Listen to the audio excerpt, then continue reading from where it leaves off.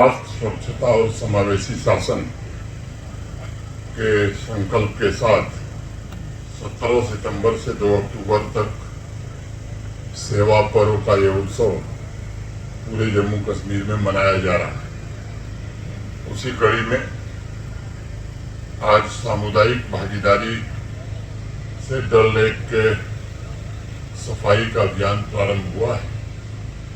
मैं श्रीनगर के सभी प्रबुद्ध नागरिकों और स्वच्छाग्रहियों का इस कार्यक्रम में हृदय से अभिनंदन करता हूं।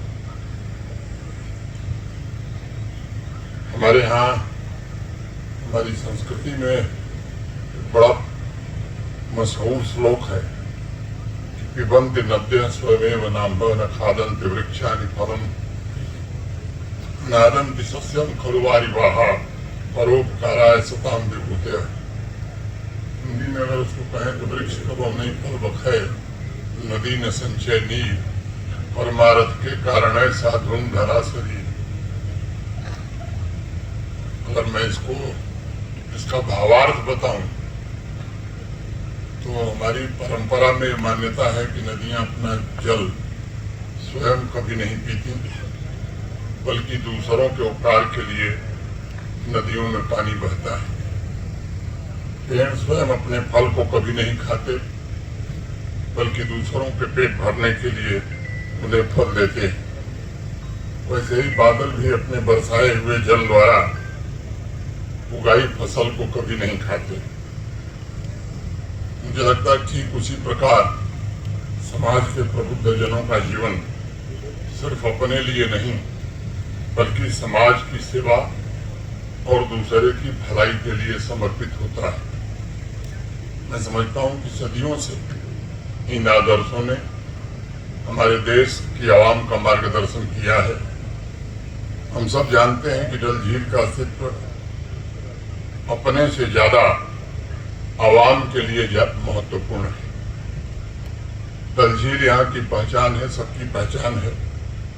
डल हो, नगीन हो, कि जम्मू कश्मीर की तमाम झीलें और नदियां यहाँ की आवाम की जीवन रेखा है और एक बहुत बड़ी आबादी आवाम की अपनी आजीविका के लिए भी उन पर निर्भर करती है।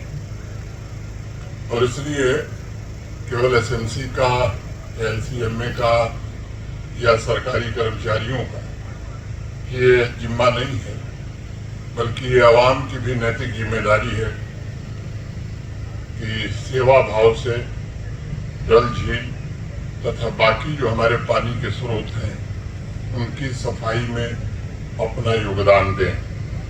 आप सब जानते हैं पिछला जो 1 महीना रहा है वो जम्मू कश्मीर के लिए बड़ा चुनौतीपूर्ण रहा है।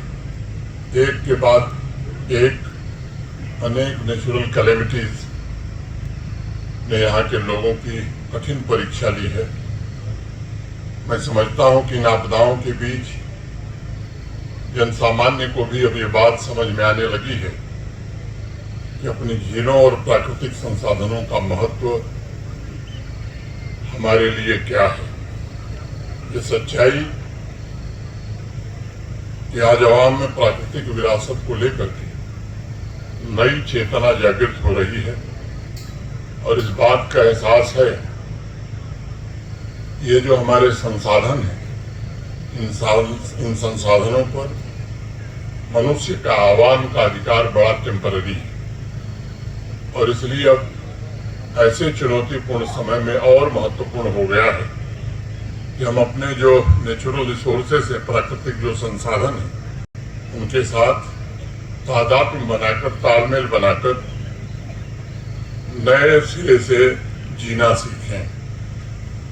जन भागीदारी की भावना से झीलों, नदियों और वाटर बॉडीज को उनके मूल स्वरूप, ओरिजिनल स्वरूप में लाने के प्रयास पिछले कई वर्षों से प्रारंभ हुए। 2023 की एक घटना मुझे याद है। एक कार्यक्रम में मैं था और डॉक्टर करण सिंह जी भी उस कार्यक्रम में थे। उनकी एक बात मुझे याद है कि भाई और कोई काम हुआ या नहीं हुआ, मैं 20-25 साल में ऐसी साफ डल कभी नहीं देखा था। मैं इसका श्रेय प्रशासन के अपने सभी साथियों और यहाँ के प्रबुद्ध नागरिकों, सिविल सोसाइटी के मित्रों, lake conservation and management authority के सभी साथी और अनेक स्वयं सेवी संस्थाओं से जुड़े साथियों को देना चाहूँगा।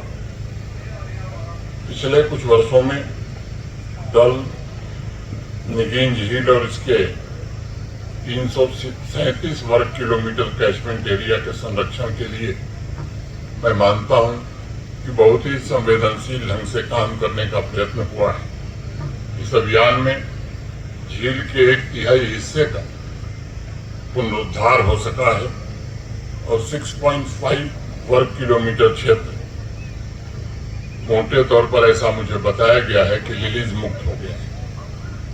ये स्वाभाविक रूप से प्रसन्नता की बात है। डल झील का खुला विस्तार 20 वर्ग किलोमीटर से ज्यादा हो चुका है। इस कालखंड में lake conservation and management authority ने अनेक प्रोजेक्ट्स को पूरे किए हैं, जिससे डल के आसपास रहने वाले लोगों का जीवन रूपांतरित हुआ है।